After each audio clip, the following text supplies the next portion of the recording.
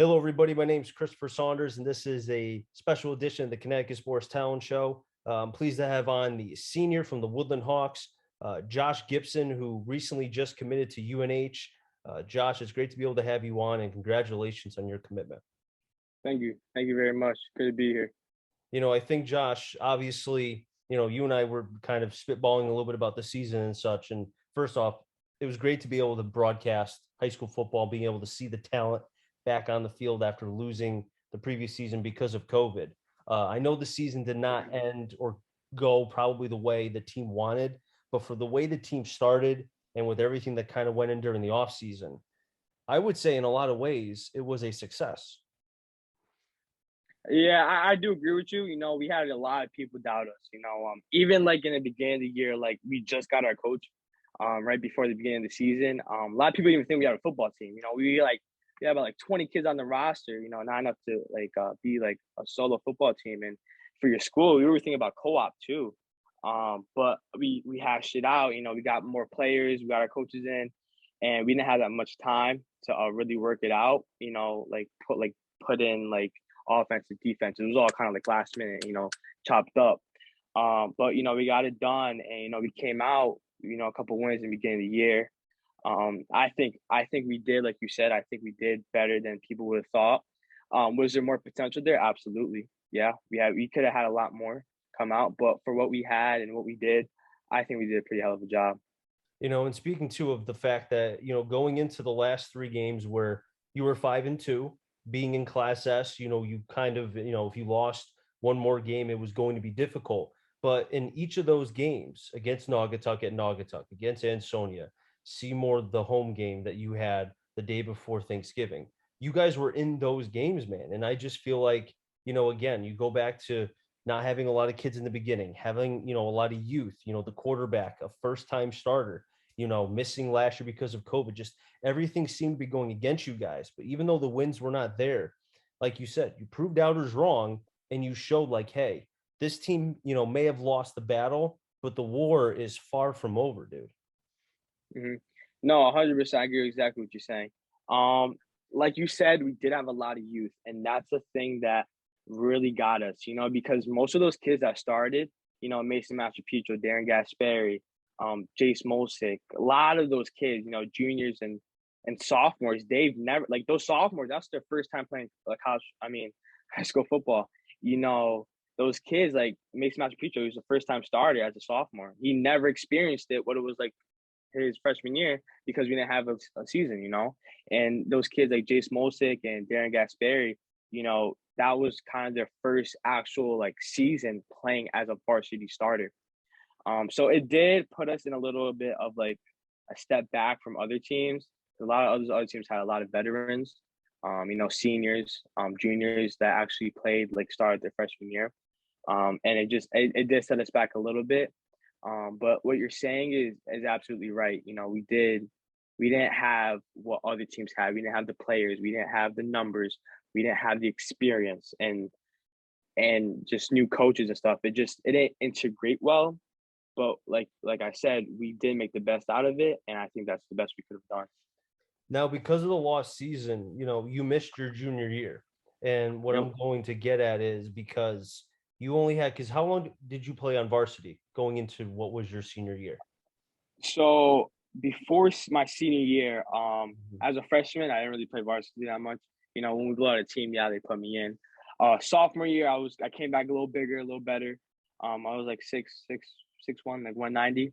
I was starting in preseason. Like we had a Southern camp, Coach Maffa, Coach Anderson. I was starting in that.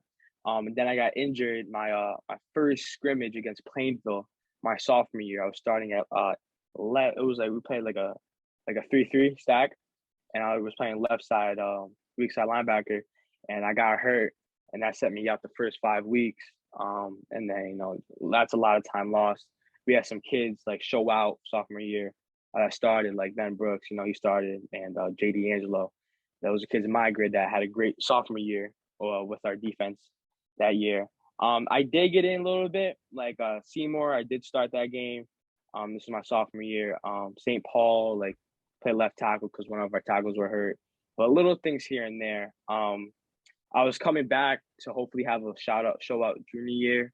Didn't happen, so I had to make up for a lot of lost time senior year. And just losing our coaches, it was a setback because we had like everything set up in like a orderly fashion for us, like us seniors, like Nate Bonner, me, um, Ben Brooks, Josh Morales, even JD Angelo. Those kids, Matt Gunnison. We were all supposed to like transition into this big upcoming thing, and just everything that came in the bumps of the road didn't happen the way we envisioned. So we had to just kind of just like improvise and do the best we could. Now, because, and I give so much credit to players who are able to find a way to play college football or college baseball, whatever it is, after losing, a season or having it kind of just be, a weird season if they were able to play. I know baseball was able to last Hmm. year, but for you, because, obviously freshman year, you'd come in if it was a blowout. Sophomore year, Yeah. you got hurt, then you were able to get in here and there and such. The Yep. lack of tape, I mean, did you feel like there was any pressure on you going into your senior year? Like, I have to ball. If I don't ball, I don't have tape to show coaches. And then what do I do? No, 100%, 100. That was literally my whole mindset. I did have little clips here and there from like sophomore year because we were a 9-1 team. We were very good. Little clips, like little snaps from this game, this game, this game. I was making some good plays. Mhm. Little coaches. I sent like because Moss did a good job of getting tape out to coaches. And I got invites to camps, this and that. And my build also helped me. My natural stature. And yeah, my mindset was if I don't ball out my senior year, I'm not gonna get anything. So I had to work my ass off in the off season, like work my ass off. Coming in my senior year, I knew that I had at least like be a dog on like defense. Get good tackles and make big plays in the backfield, sacks, all that was running through my mind. And I was training to play linebacker because my sophomore year I played linebacker, and I had a little experience, like a little game knowledge, was coming to me. And switching my position to like defensive end, it was like a little confuzzle, not gonna lie, but I made the best out of it from there too. Do you feel like that, because of the team that you were on, the 9-1 team, I mean, obviously what they were able to do back to Hmm. back years with Coach Malfoy. And speaking of that, that team went from winning one game to then going 5-5. And then what was it? 9-1, 9-1. Now, I know it didn't have the best success in the playoffs, but playoffs are tough. State tournament time Yeah. is tough. But seeing that success and you kind of being a part of that and seeing the group of seniors, I know Palmieri wasn't a senior, but he was a big part of it. Obviously, Belinsky, now he won a ring with Anna Maria. And then, Hmm. there's been so many players on that team throughout the last couple of years. Do you think being around that kind of, some of that success kind of was on you, the seniors, and try to be able to mimic that in a way? So we were definitely 100% inspired by that. Like since we experienced it, we wanted the youth to kind of have like a taste of it. So we were like, we didn't really like reference back to it, but our mindset was there. Like we had that same mindset we had back then. Like we were like, okay, we gotta do this, we gotta do that, we gotta do this to show like we're in this. And like no matter how big the dog is in the fight, it's about the size of the fight and the dog. And that was a mindset from, like you said, that 5-5 to 9-1 to 9-1, and now back to 5-5. There's a pattern there that shows like since we were a part of that class, that 4-year gap, like we still tried to keep that tradition of defend the hill and and that mindset of being a hawk and just relentless effort and just like playing for that other guy with you. Don't be selfish. What you do impacts like the people around you. You're playing for more than yourself. And I think that was the mindset that 9-1 team had because we loved each other. Like we would beat up on each other, we would make people work harder, but at the end of the day, we loved each other. We're a big family, and that was one thing that made us like connect so well and made us have such good chemistry back then with that 9-1 team at those 2 years in a row. And we mimicked that with the younger kids and the youth that just played this year. and like you see it, loving one each other, playing for the other guy next to you. That's what it is to me to be a Woodland Hawk. And that's what it is, and that's why we went. That's why we had the record we had. That's why we didn't have a losing record. That's why we did what we did. Yeah, as such a young team as well, and not that many numbers. And I think that's another part too that a lot of people may not, if they don't read the paper, they don't talk to anybody as far as from the Woodland area or maybe just around the NVL. Woodland, for the amount of success, and I think even though the record didn't show, to have the numbers that you did before the season and then to see what it was during the season and then see how you were competing with, Coach Anderson would say, you guys all the way to the end. I'm sure as far as Ansonia and Seymour are concerned, they would say the same thing. Brock, I think, would. I think Coach Kearns at Seymour would as well. Woodland was like, it was if a couple of things just went your way, you're talking about a completely different thing. And again, it goes back to, like you said, the lack of varsity experience, the youth, maybe some of the games being a little bit too big, the lights being a little bit too bright, a little bit too early, which maybe in year two with Coach Lato could be completely different. No, exactly what you're saying. Coach Lato, great coach. Don't get me wrong. He is probably one of the best coaches I've seen in CT. Coming from his Mastic program, that was a powerhouse. 70-something kids in the program.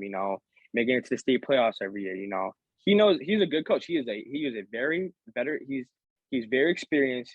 He is very well known in Connecticut as a coach, and I think that given time, he is going to make that transition.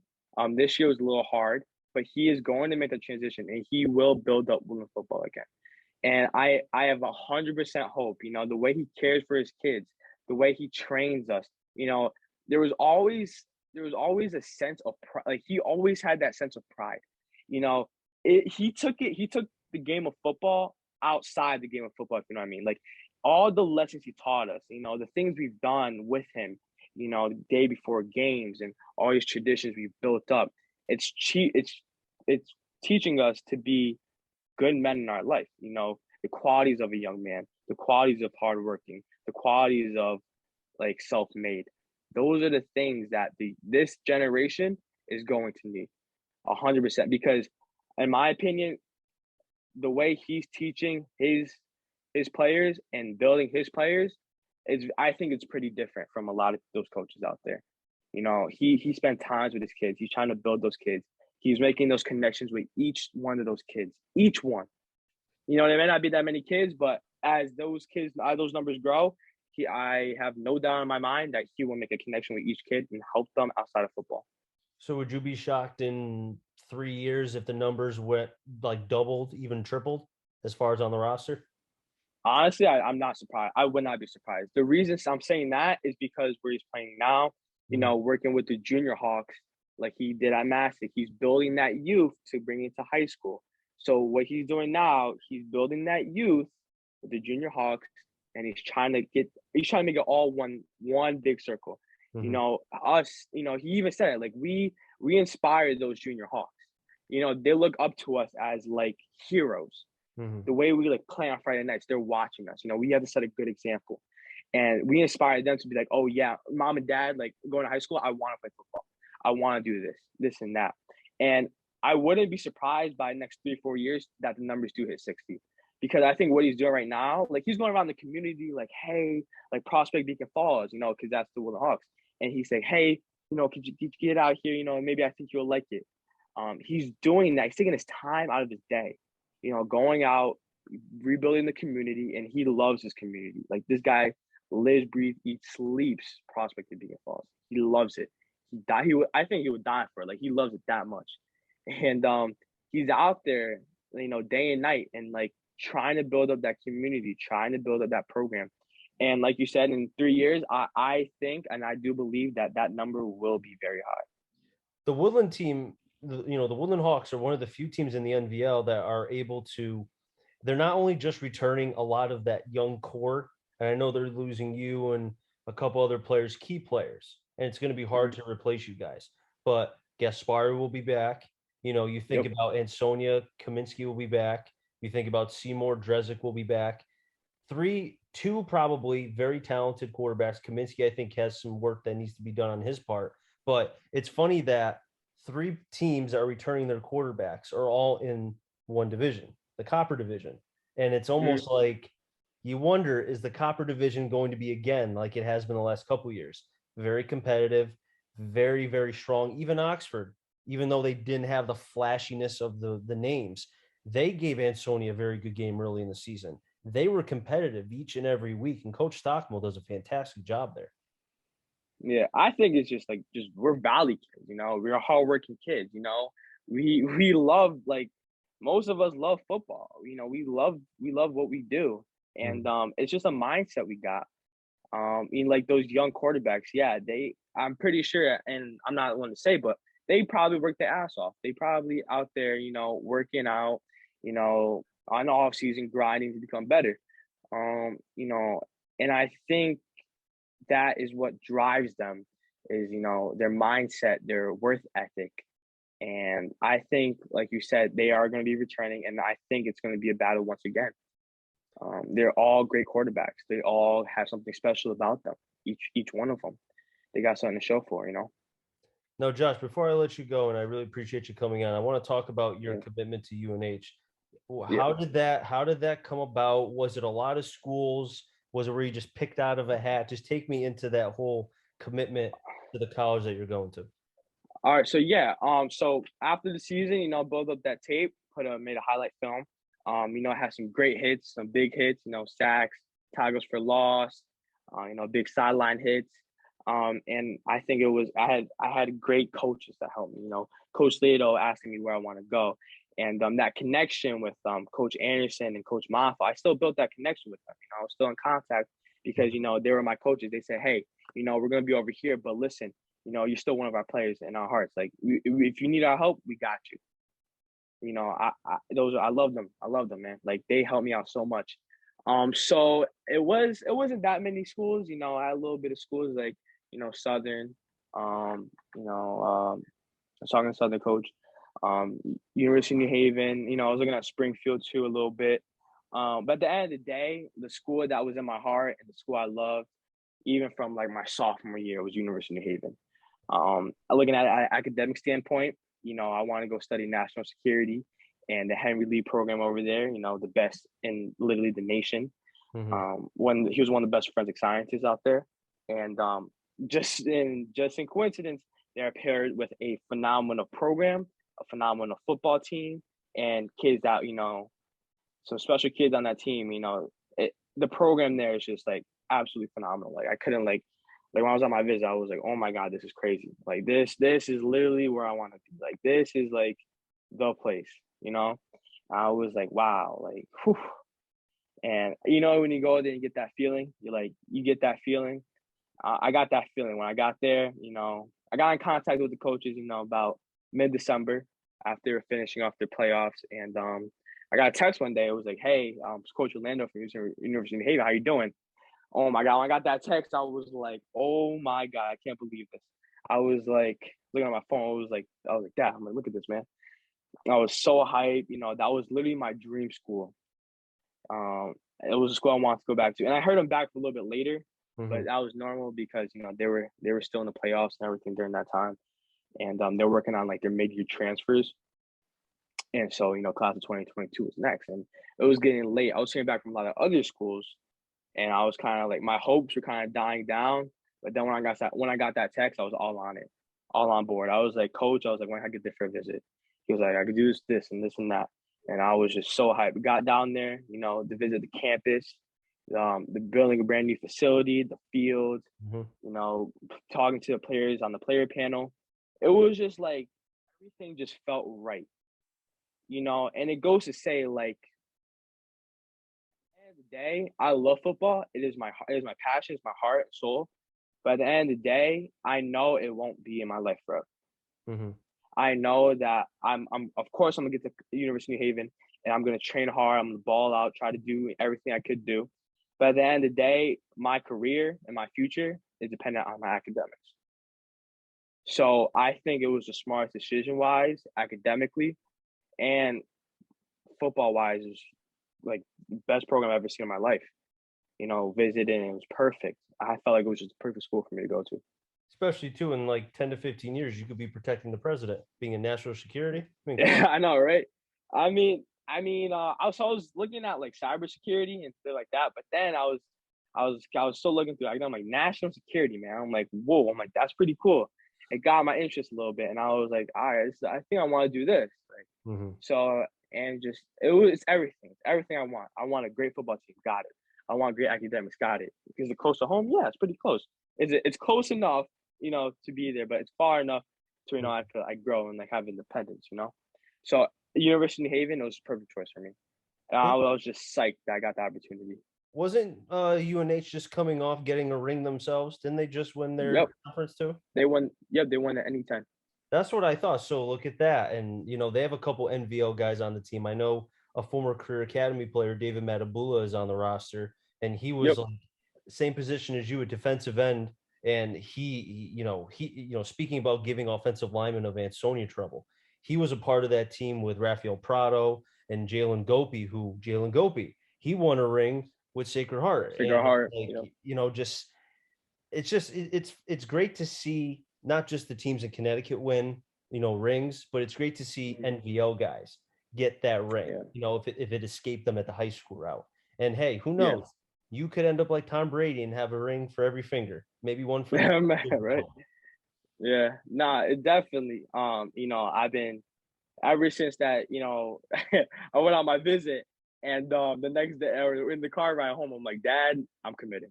He was like, even my dad was hyped. At the visit, he was getting all into it because my dad's a former UConn player. He played in '87 Oh, at really? UConn.